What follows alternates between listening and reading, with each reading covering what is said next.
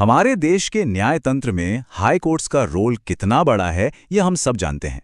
पर क्या हमने कभी सोचा है कि हाई कोर्ट का जज आखिर बनता कौन है? आज हम भारतीय संविधान के आर्टिकल 217 की गहराइयों में उतरेंगे और जानेंगे कि इस अहम पद के लिए क्या कुछ जरूरी है। तो सीधा सवाल यही है, भारत में एक हाई कोर्ट जज बनने के लिए क्या चाहिए? चलिए इसी सवाल का जवाब ढूंढते हैं। इसे समझने के लिए हम सबसे पहले देखेंगे कि आर्टिकल 217 है क्या, फिर बात करेंगे अपॉइंटमेंट और टेन्योर की, जानेंगे कि असल में क्वालिफिकेशंस क्या चाहिए, पद छोड़ने के क्या तरीके हैं, और आखिर में इसमें हुए कुछ जरूरी बदलावों पर भी नजर डालेंगे। चलिए शुरू करते हैं बिल्कुल शुरुआत से, यानी उस दस्तावेज से जो उस पूरे पद की नींव रखता है। ये देखिए, ये है हमारे संविधान का आर्टिकल 217, हूबहू वैसा ही जैसा लिखा गया है। हमारी सारी बातचीत का आधार यही है। इसमें सब कुछ, हर एक छोटी बड़ी बात बहुत विस्तार से बताई गई है, ताकि कोई कंफ्यूजन की गुंजाइश ही ना रहे। तो ठीक है, अब आते हैं दो सबसे बुनियादी सवालों पर। किसी जज की नियुक्ति होती कैसे है और वो कब तक अपने पद पर रहते हैं? देखिए, सबसे ज़रूरी बात यह है कि ये एक कंसल्टेटिव प्रोसेस है, मतलब अकेले कोई फैसला नहीं लेता। आर्टिकल 217 के क्लॉज 1 के हिसाब से भारत के राष्ट्रपति ही जज को अपॉइंट करते हैं, लेकिन वो ऐसा तभी करते हैं जब वो चीफ जस्टिस ऑफ इंडिया और उस राज्य के गवर्नर से सलाह मशवरा कर लेते हैं। ये प्रोसेस इस पद की गरिमा और निष्पक्षता को बनाए रखने के लिए बहुत ज़रूरी है। और उनका कार्यकाल? एक जज अपने पद पर बने रहते हैं 62 साल की उम्र तक। जी हाँ, 62। ये वो नंबर है जो उनके कार्यकाल की ऊपरी सीमा तय करता है। चलिए अब इस आर्टिकल के सबसे जरूरी हिस्से की बात करते हैं कि आखिर इस पद के लिए एलिजिबल कौन है, क्या योग्यताएं चाहिए। क्लॉज 2 के मुताबिक दो शर्तें तो ऐसी हैं जिन पर कोई समझौता नहीं हो सकता। पहली, वो शख्स भारत का नागरिक होना चाहिए, ये तो खैर बेसिक है। और दूसरी, उनके पास कम से कम 10 साल का एक खास लीगल या जुडिशियल एक्सपीरियंस होना चाहिए। लेकिन ये 10 साल का अनुभव, ये आखिर किस तरह का होना चाहिए? क्या कोई भी लीगल एक्सपीरियंस चलेगा? नहीं, संविधान इस पर भी हमें बिल्कुल साफ साफ बताता है।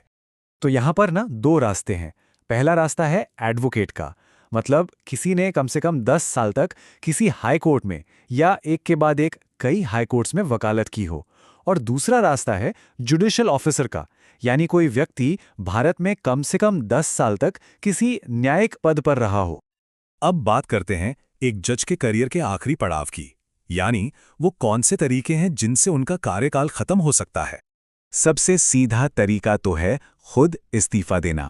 आर्टिकल 1 का प्रोवाइजो ए कहता है कि कोई भी जज अपनी मर्जी से प्रेसिडेंट को एक लिखित इस्तीफा देकर अपना पद छोड़ सकता है। लेकिन पद से हटाया जाना ये एक बहुत बहुत मुश्किल प्रक्रिया है।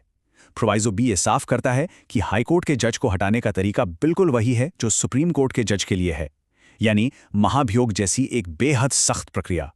और ऐसा क्यों है? ये एक बहुत बड़ा सेफगार्ड है जो जुडिशियल इंडिपेंडेंस यानी न्यायिक स्वतंत्रता को बनाए रखता है, ताकि जज बिना किसी दबाव के, बिना किसी डर के सही फैसले ले सकें। हमेशा याद रखिए, हमारा संविधान कोई पत्थर की लकीर नहीं है, ये एक लिविंग डॉक्यूमेंट है।